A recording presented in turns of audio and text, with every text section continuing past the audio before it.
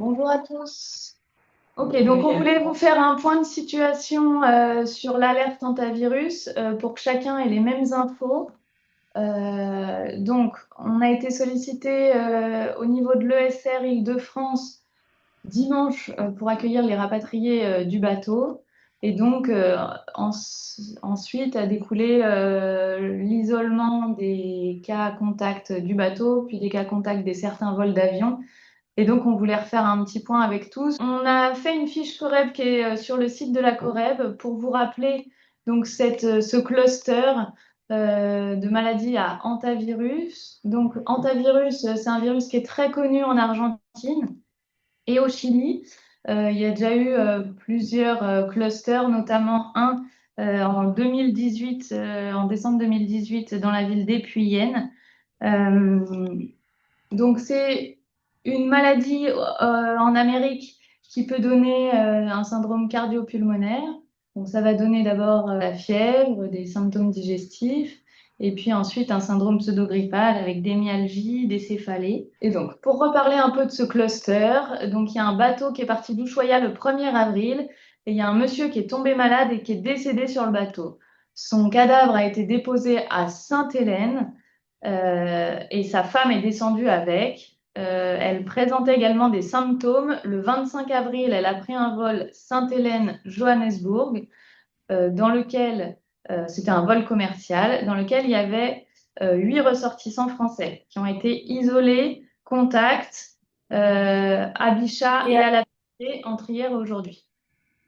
Ensuite, cette femme a voulu prendre une correspondance pour rentrer à Amsterdam dans son pays.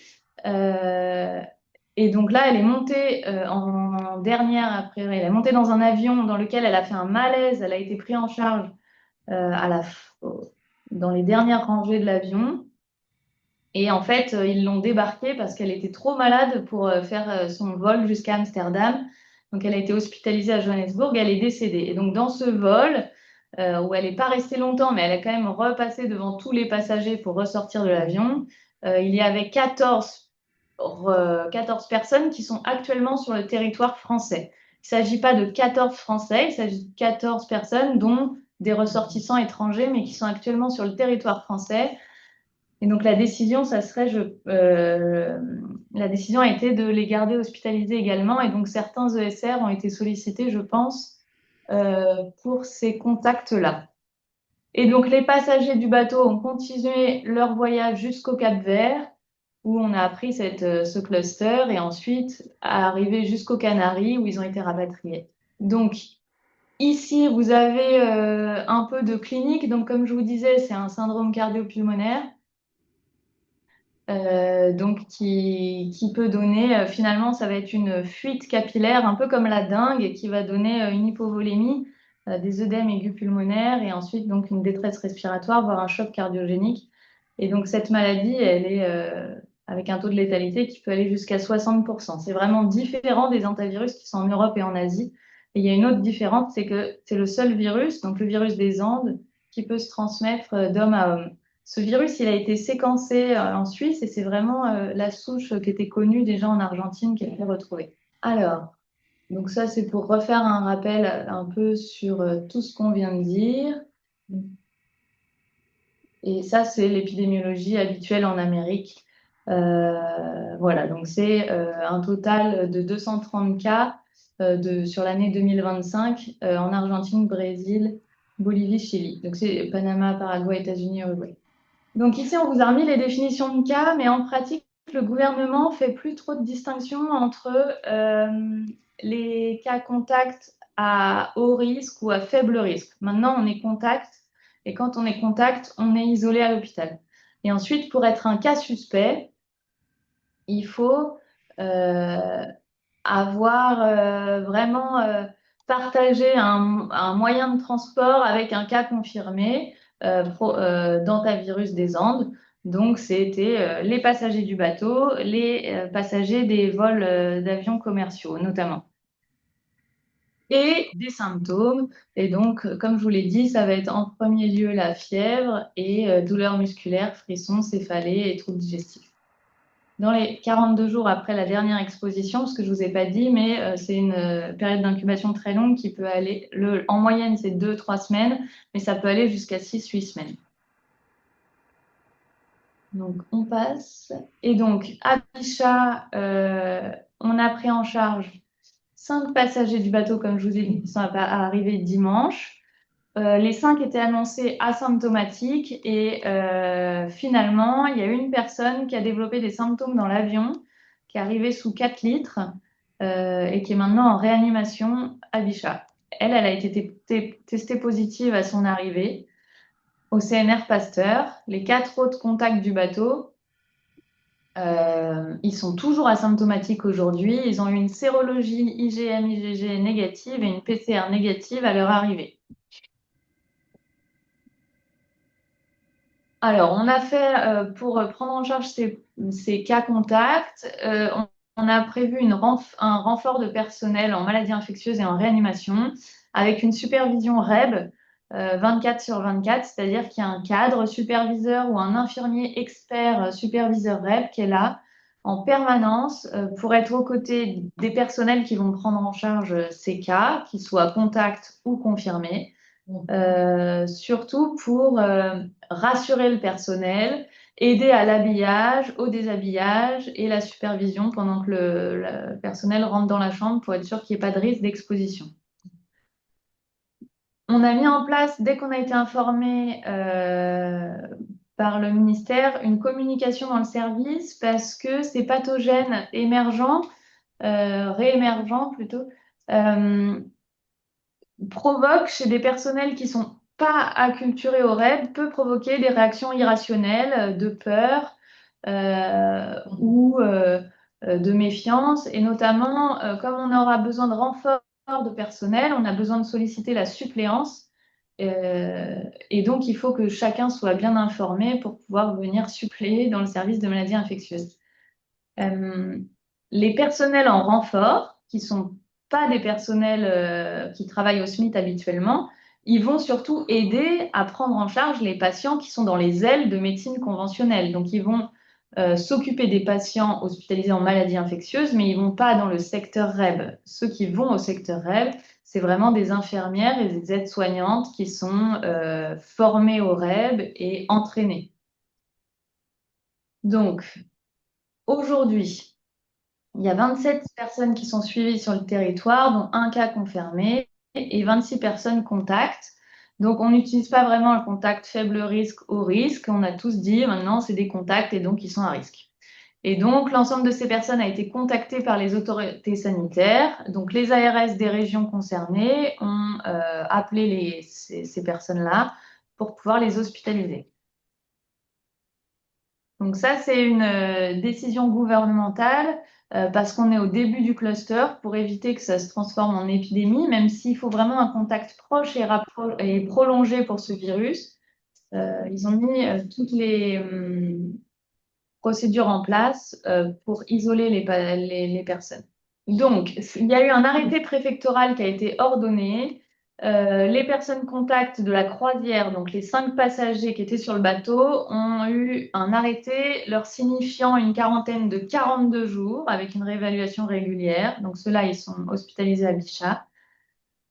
Et les contacts qui n'étaient pas dans la croisière, donc c'est ceux compris les vols commerciaux en présence de cette dame néerlandaise qui était malade, eux, ils ont reçu un arrêté préfectoral de 15 jours, puis réévaluation. Alors, un DGS urgent a été adressé. Si vous ne l'avez pas reçu, on vous le diffusera après ce webinaire. Donc, on propose pour la prise en charge de ces cas, qui pour l'instant sont tous asymptomatiques, bien sûr, sauf la dame qui est confirmée en réa, donc de les isoler dans une chambre. Donc, les 5 du bateau et les 8 du vol Sainte-Hélène-Johannesburg doivent être isolés dans une chambre REB à pression négative. Les 14 autres, pour le moment, j'ai compris que ce n'était pas nécessaire, une chambre à pression négative. En tout cas, ce n'est pas rendu obligatoire. On propose qu'ils fassent des frictions hydroalcooliques et qu'ils portent le masque quand ils sont au contact des personnels soignants. le personnel soignant a été proposé un isolement, un EPI comme pour le MERS-CoV, c'est-à-dire hygiène des mains, friction hydroalcoolique. Et on a Charlotte, FFP2, lunettes de protection, gants, surblouse. Donc nous, on met plutôt une casaque chirurgicale. Et voilà. Donc c'est ce qui est ici. Pour l'instant, mais on y reviendra probablement avec les hygiénistes qui ont fait une réunion juste avant pour s'accorder et on laissera la parole aux hygiénistes experts dans ce domaine. Pour l'instant, comme on était dans le début du cluster, que le gouvernement avait mis les précautions maximales et qu'on n'avait pas vraiment d'infos sur la contamination via les excrétas, on a préféré gélifier, javéliser tous les excrétas en dasserie, puis incinérer. Pour le nettoyage de la chambre, et, on n'a pas d'équipe de nettoyage parce que c'est des équipes privées qui ne sont pas habilitées à rentrer dans la chambre, donc c'est les équipes soignantes qui le font avec de l'eau Javel. Alors, donc nous, on se posait la question de pouvoir un peu alléger les mesures pour les cas contacts asymptomatiques.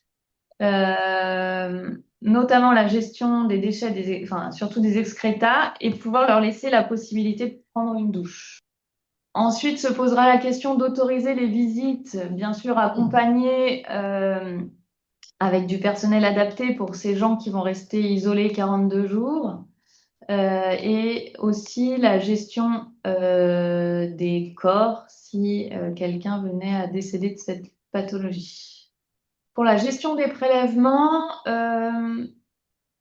donc, pour l'instant, les cas asymptomatiques ne nécessitent pas de bilan de biologie courante à l'arrivée. Ce qui est recommandé, c'est de faire une sérologie et une sérologie sur un tube sec et une PCR sur un tube DTA et d'envoyer tout ça en triple emballage au CNR antivirus qui est à l'Institut Pasteur de Paris. Ils aimeraient qu'on envoie les triples emballages à 4 degrés avec un transporteur habilité matière dangereuse. Si le patient se dégrade, devient symptomatique ou si vous nécessitez, si cliniquement il nécessite de réaliser un bilan sanguin, deux possibilités, donc c'est soit au LSB3 par des équipes pareilles et habillées en EPI adapté, des équipes entraînées et formées, soit vous pouvez utiliser des appareils de biologie délocalisée au lit du malade comme ISTAT ou IPOC.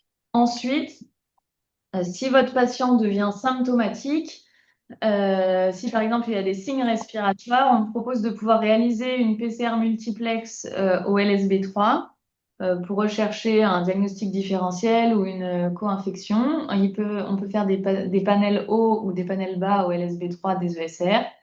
Et par ailleurs, il y a aussi la légionnelle qui peut être faite sur ce panel. Je reviens sur le diagnostic différentiel de leptospirose qu'on avait mis sur la fiche antivirus. Ça, c'est vraiment quand on a été en contact avec des rongeurs d'antivirus d'Amérique et d'Amérique du Sud. Mais là, on est plutôt sur une enquête autour des cas du cluster du bateau et donc eux n'ont pas été en contact avec des rongeurs a priori. Ensuite se posera les questions de réanimation. On a vu que c'était vraiment une hypovolémie qui nécessite beaucoup de remplissage. Faudra discuter la gestion de la dialyse des cas confirmés. Faut-il recourir à l'ECMO chez les cas confirmés et donc, dans ces cas-là, former les équipes de chirurgie cardiaque à l'habillage. Pour la question de la régulation au SAMU, il faut anticiper la gestion des appels au centre 15. Il y a beaucoup de sollicitations des médias, comme vous avez pu le voir depuis 10 jours. Donc, on est appelé par des gens qui ont été de contacts qui sont inquiets. Pour l'instant, tous les contacts qui ont été testés sont PCR négatifs, à part cette dame qui est hospitalisée en Réa et qui est arrivée au Bourget. Les équipes du SAMU l'ont pris en charge avec les EPI adaptés dans l'avion. Le personnel avait les EPI adaptés. Donc pour l'instant, cette dame n'a pas recréé de chaîne de transmission sur le territoire. Et les autres contacts donc, qui étaient à domicile en attendant d'être hospitalisés hier ou aujourd'hui, c'est des contacts qu'on considérait jusqu'à présent comme faible risque parce qu'ils avaient fait les vols commerciaux. Donc pour l'instant, ces gens-là ont été testés ou sont en cours de test pour la PCR antivirus. Tous les résultats qu'on a jusqu'à présent sont négatifs. Il nous reste encore 2 personnes à tester. Pour les consultations des cas contacts asymptomatiques, donc ceux qui sont isolés, nous, on a pris le parti de leur prendre leur constante toutes les 6 heures, minuit, 6 heures, 12 heures, 18 heures, avec fréquence respi, température, SAT, tension, fréquence cardiaque. Voilà, c'était pour vous faire un petit point de situation pour que chacun ait les mêmes informations. C'est vrai que c'est un début d'alerte, donc on avance ensemble et donc on est preneur de vos questions et sur le chat. Et sinon, on peut laisser peut-être la parole à Solène Kernéis, qui est hygiéniste ici. Ce qui est intéressant, Morgane, peut-être, c'est dérouler pour les cas contacts asymptomatiques un peu un plan de soins classique d'une journée. Ça permet aux collègues de se rendre compte, de se projeter pour ceux qui vont recevoir des patients, comment regrouper le moment de distribution des repas avec les prises de constante, des choses comme ça. Ça évite de mettre 10 fois des EPI et sursolliciter les gens. Bonjour à tous. Merci pour l'invitation. Est-ce que vous voulez qu'on déroule peut-être les questions du chat? Oui, donc la première question, c'est... Pardon, attends, je vais faire un petit mot introductif, mais bon, comme l'a dit Morgane, on apprend au fur et à mesure aussi, hein, donc c'est tout récent. Donc, on avance au fur et à mesure. Ce qu'on a fait, c'est que pour l'instant, on a proposé une prise en charge un peu hybride en termes de prévention du risque infectieux, avec des précautions donc MERS pour les EPI et des précautions FHV pour la gestion des excrétas. Puis ensuite, voilà, je vous propose peut-être qu'on déroule les questions du chat et puis je vais essayer d'y répondre, sachant que idéalement, si vous pouviez réactiver le micro de Isabelle Lolon aussi, je pense que ce serait très utile. Donc la première question, si je ne me trompe pas, c'est la gestion des transports des contacts jusqu'au SMIT, AP ou SMUR dans la tenue présentée et nettoyage des véhicules. Donc les contacts des passagers du bateau sont arrivés, comme je vous ai dit, dimanche, donc organisés par le SMUR zonal qui a mis 5 UMH pour les 5 cas.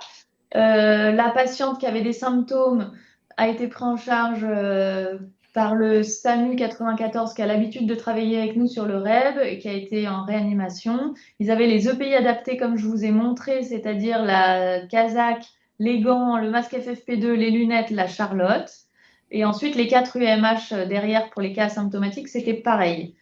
Et pour le nettoyage des véhicules, peut-être Solène et Isabelle, je vous laisse la parole. Pour le nettoyage des véhicules de transport. Oui.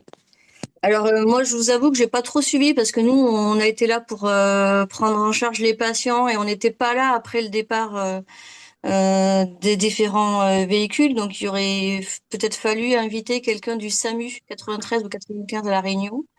En tout cas, ce que j'ai vu pour la patiente qui a été admise dans le circuit réanimation, c'était un camion standard.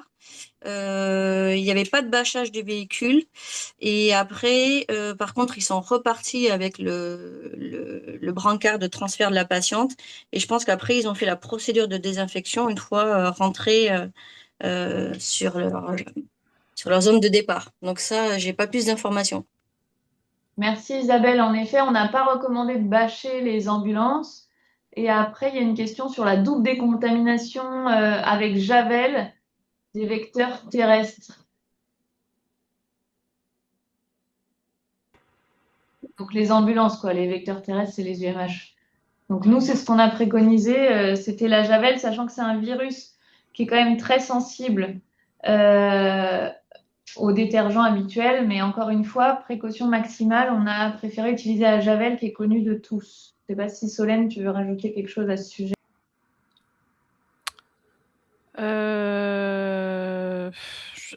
là, nous, on fait javel sur les excrétas, sur la désinfection des fûts d'asserie avant l'élimination. Mais à ma connaissance, pour le bio-nettoyage de la chambre, on utilise Surface Safe.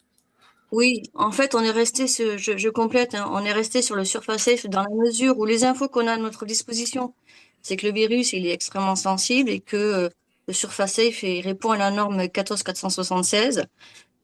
Donc, pas de problématique là-dessus. Après, comme on avait décidé de garder une filière d'inactivation des déchets et des dasseries type FHV, et que c'est la procédure à eau de Javel, on a gardé les procédures classiques.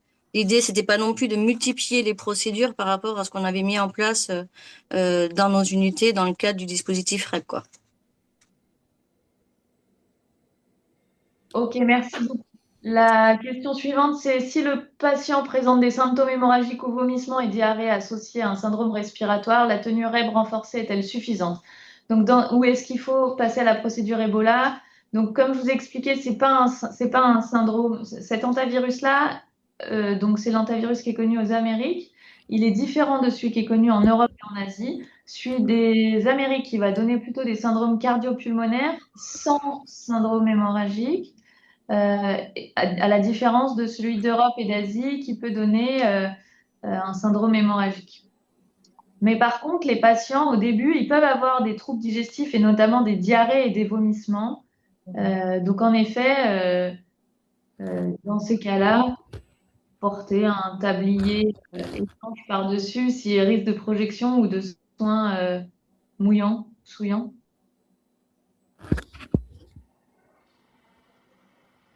Bah, je peux compléter aussi, si tu veux, sur cette question-là. Donc, nous, on est dans les recommandations, on parle de surblouse ou casaque étanche. Donc, on est sur une casaque chirurgicale standard.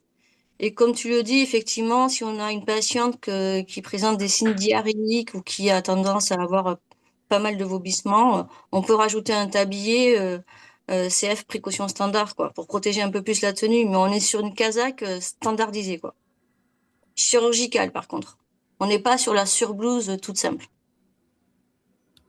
Très bien, merci beaucoup. Ensuite, on a une info qui nous dit que dans les recos américaines de prise en charge des syndromes pulmonaires liés à hantavirus, le remplissage vasculaire n'est pas encouragé. Juste comme c'est des hypovolémies, c'est vrai que le risque de les remplir trop, c'est de faire du coup par compensation des œdèmes pulmonaires. Donc, il faut vraiment gérer le remplissage et l'hypovolémie. Ça, c'est le travail des réanimateurs.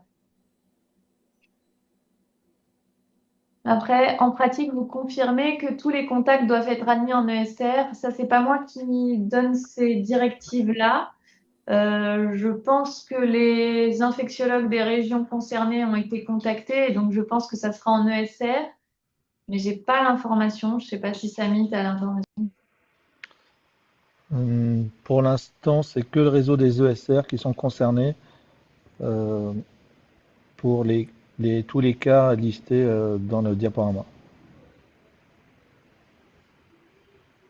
Merci. Et donc Jean-Baptiste Leloc demande si, pour finir sur la gestion de la décontamination des EMH, c'est donc une décontamination classique des surfaces par Surface Safe et pas Surfanios, hors excréta. Donc on est d'accord. Les excrétas, s'il y en avait dans l'ambulance, nous ce qu'on propose, c'est de les mettre dans un sac d'asserie et de les donner à l'ESR quand vous arrivez à l'arrivée.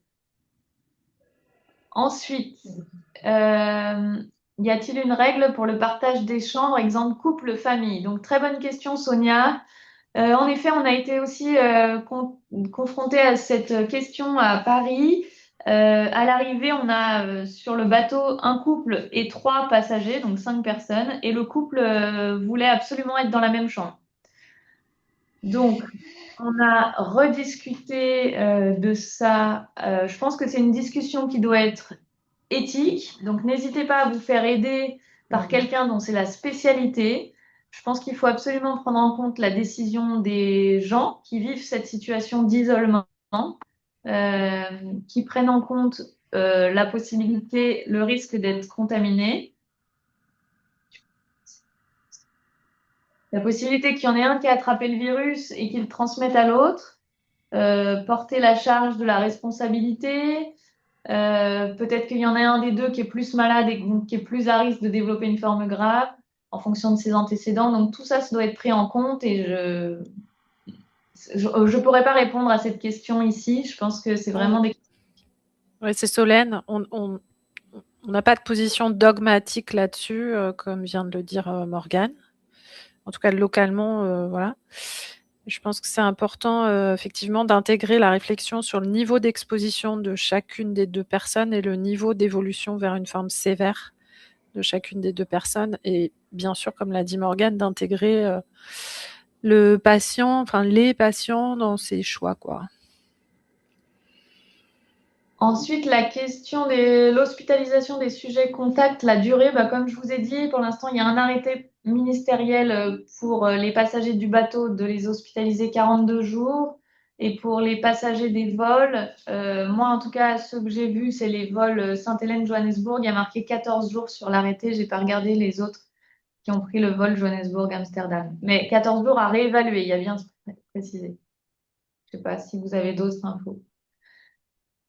Euh, Les gants sont dans le cadre des précautions standards ou dès l'entrée dans la chambre. Les gants font partie des précautions complémentaires REB, donc c'est dès l'entrée dans la chambre. Sonia demande si parmi les contacts à risque, y a-t-il des enfants? Donc ce que je comprends dans contact à risque, en fait, on a dit qu'on faisait plus de définition de haut risque, faible risque. Donc dans les 5 passagers du bateau, il n'y a pas d'enfants. Dans les 8 passagers du vol Sainte-Hélène-Johannesburg, il y a 3 grands enfants qui ont entre 11 et 17 ans.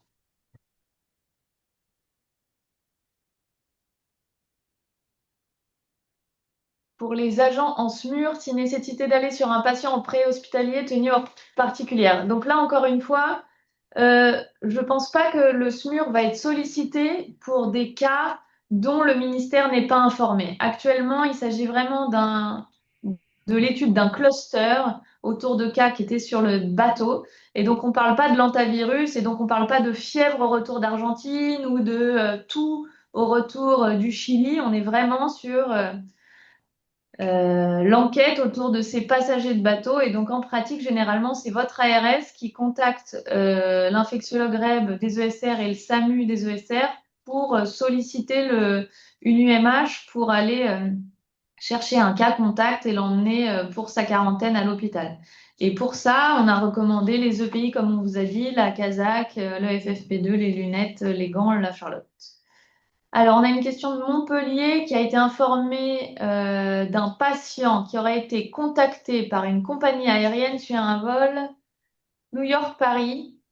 Alors non, je ne suis pas au courant de ce vol-là. Il y a vraiment 2 vols listés dans les décrets dont je vous parle. J'ai pas plus d'informations là-dessus. Des consignes pour les laboratoires d'analyse de biologie médicale et d'anapat.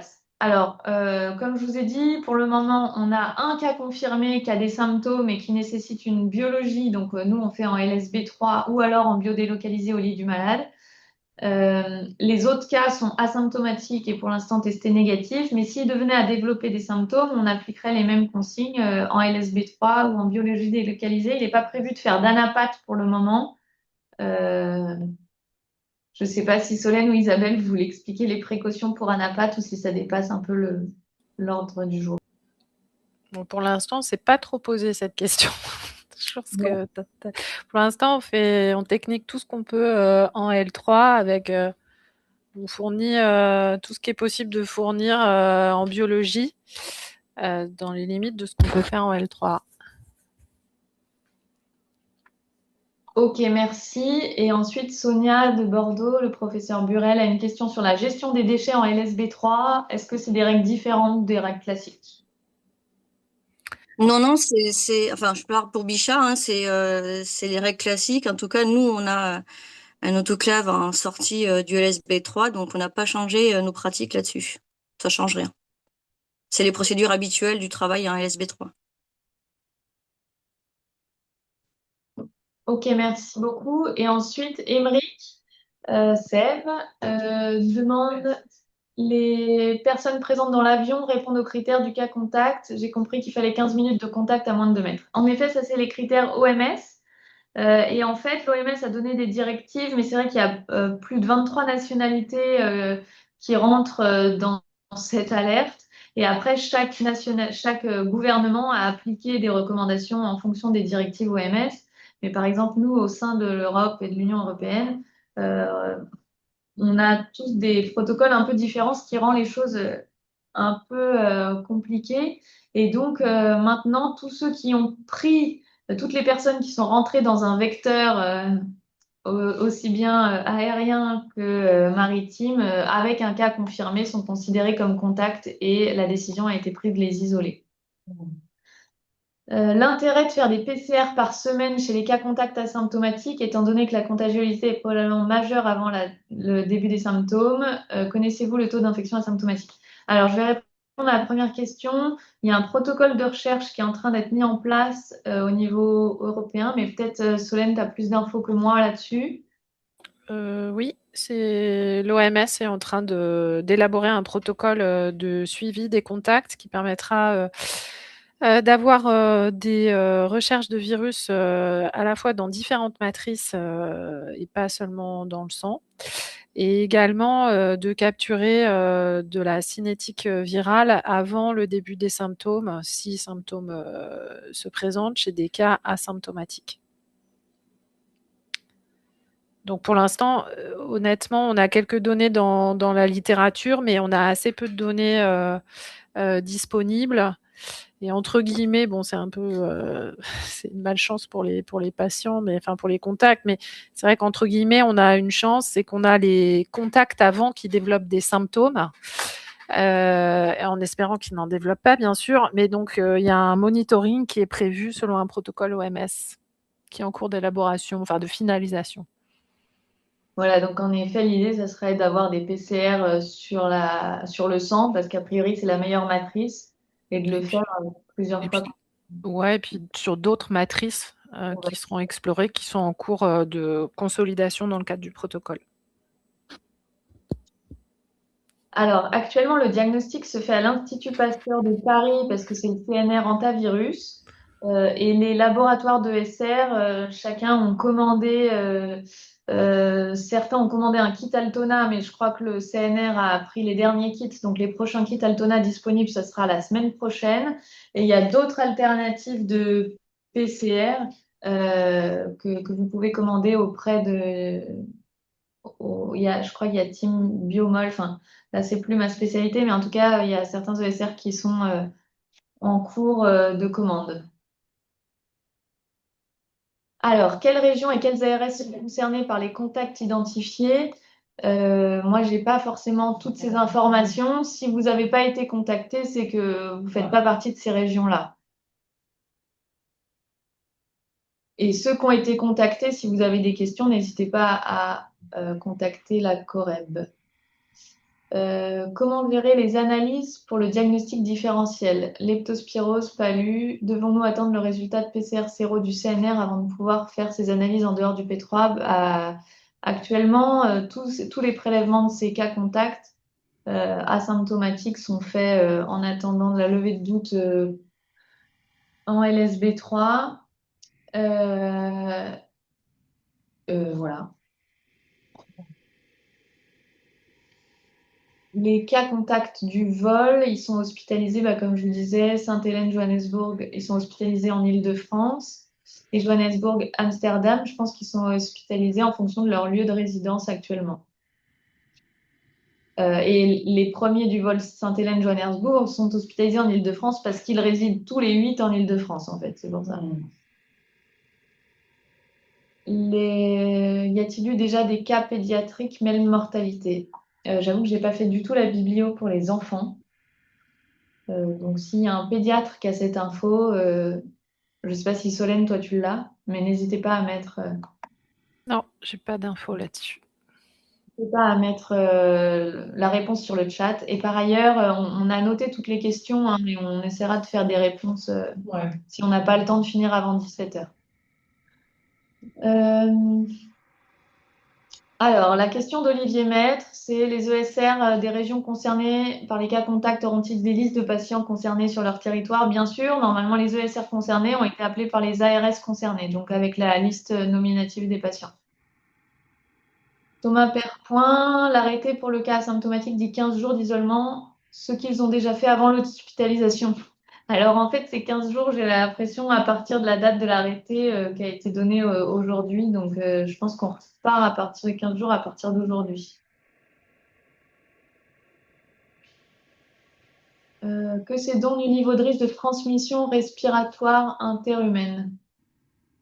C'est cette souche-là. C'est la souche Andes et donc ça se transmet entre personnes, mais le niveau de risque est faible quand même. Il faut vraiment un contact rapproché, prolongé. Voilà, donc c'est vraiment un contact face à face. On dit 10-15 minutes à moins de 2 mètres. Voilà, ou des rapports sexuels, ou vraiment.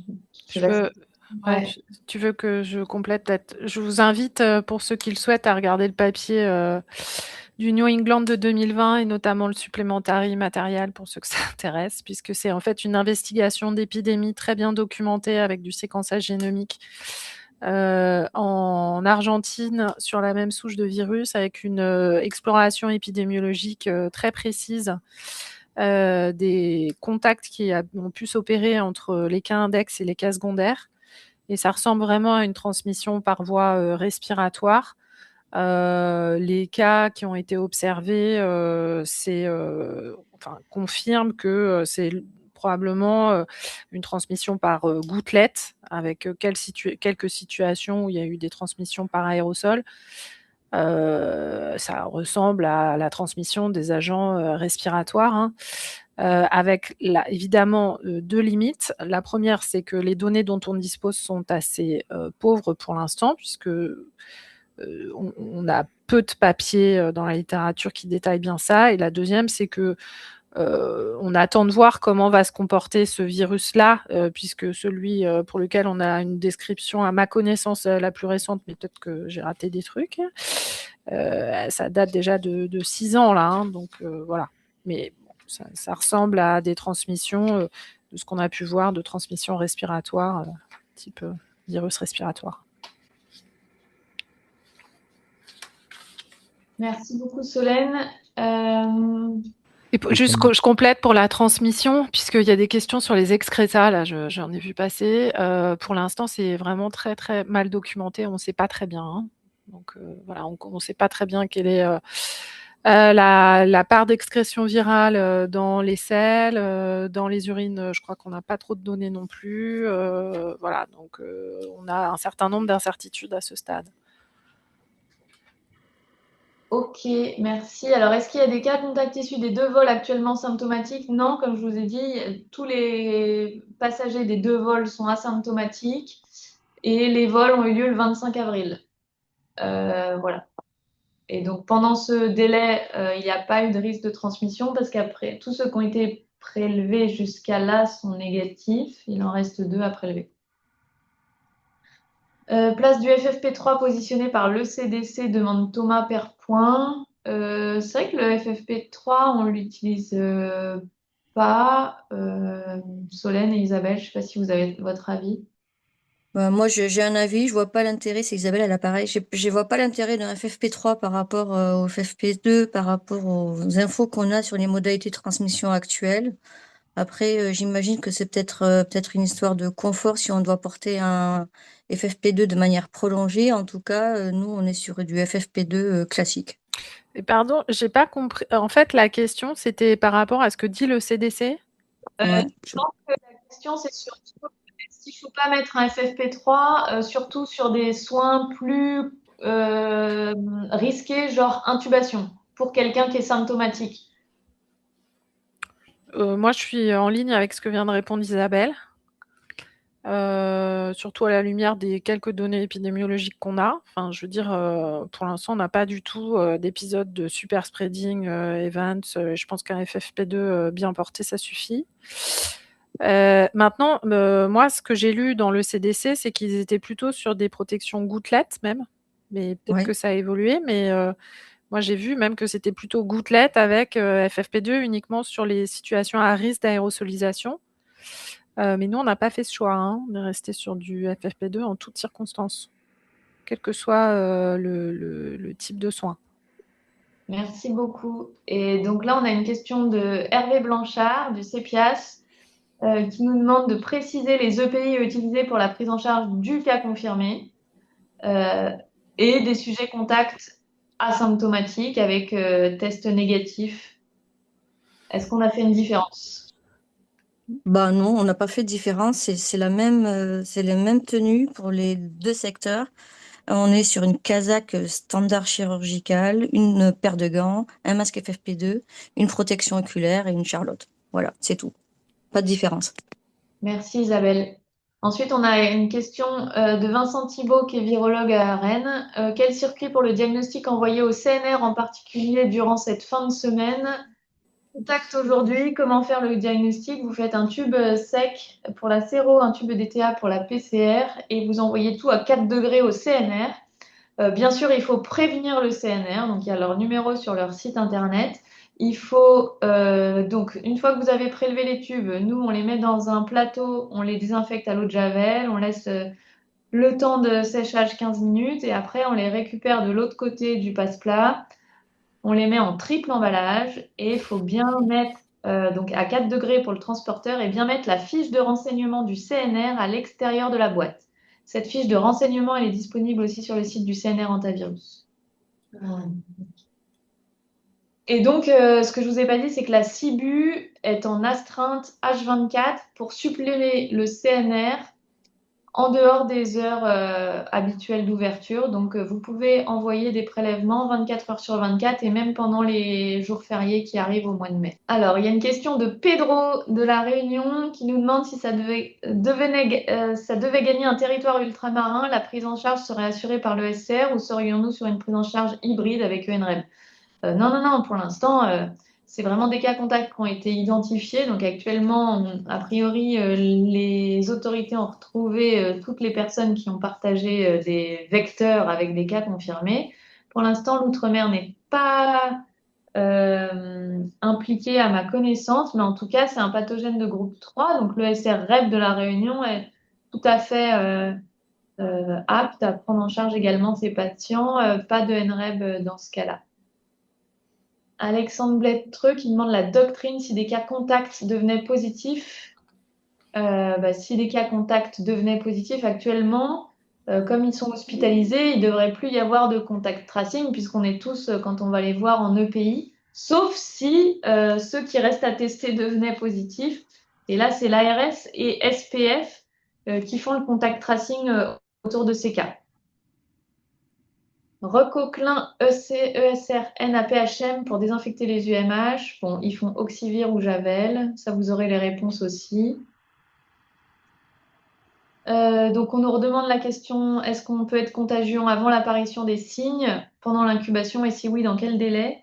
Donc, c'est vrai que on a lu que c'était surtout contagieux pendant la phase prodromique, c'est-à-dire au tout début des symptômes, quand les patients ont le syndrome, un peu de fièvre, un peu de céphalée, un peu d'asthénie, peut-être des troubles digestifs, c'est vraiment à cette période-là. Solène, si tu veux répondre pour la phase avant. Ça, c'est important ce que tu dis, Morgane, parce qu'en fait, comme pour d'autres infections virales et notamment respiratoires, de ce que j'ai lu, moi, les cas de transmission avérés documentés ont eu lieu à partir de cas index qui étaient vraiment en phase prodromique, donc avec des symptômes un peu frustres, c'est-à-dire qu'il n'y avait pas un tableau de pneumonie installé, quoi. Donc juste fièvre et malaise.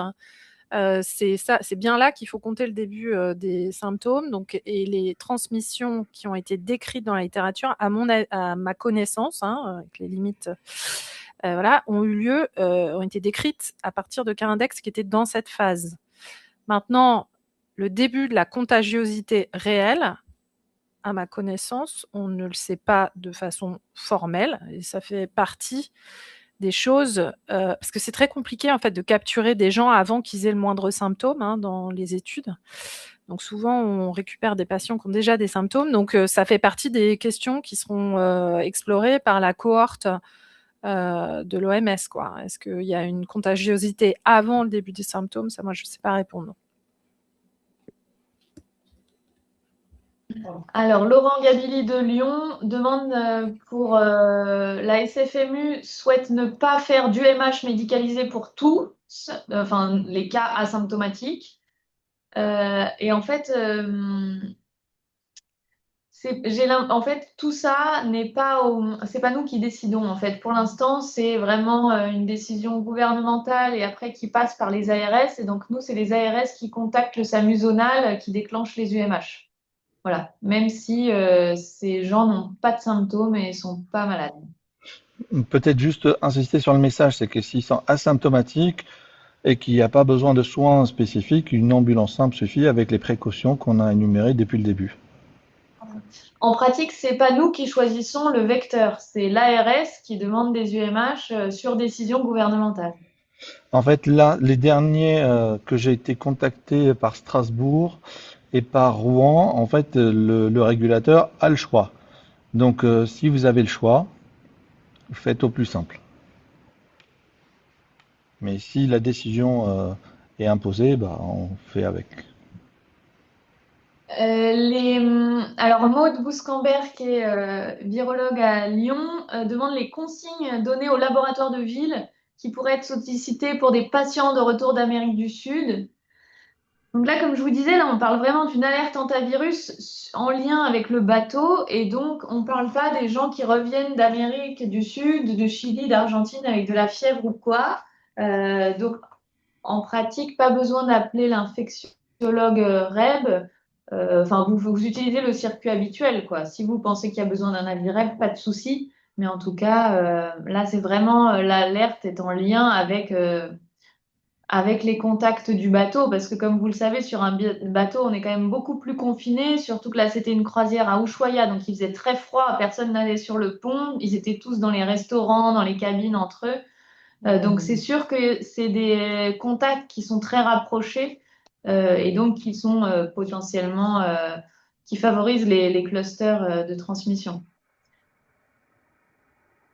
Alors Hervé Blanchard demande s'il y a eu des recherches d'antivirus effectuées dans les selles de la patiente actuellement prise en charge en réanimation à Bichat. C'est mon sujet favori. Je ne sais pas si on peut transmettre toutes les infos, mais Solène, je te laisse. Oh, mais à ma connaissance, ça n'a pas été fait à ce stade. Non, je confirme, il n'est pas parti le problème. Mais on est tous d'accord que ça fait partie des choses qui nous intéressent.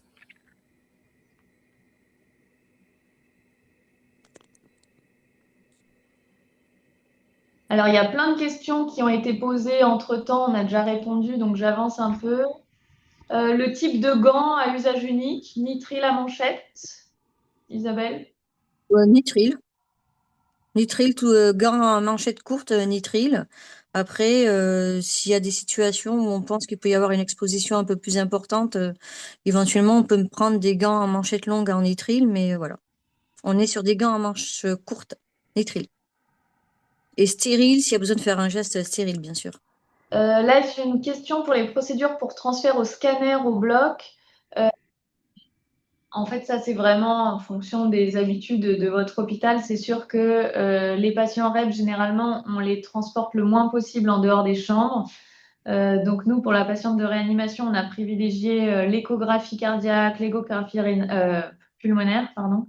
On peut faire une radio en chambre, mais bien sûr, si votre patient nécessite un scanner, il faut prévoir un moyen d'y aller. Peut-être je vous laisse Solène et Isabelle répondre.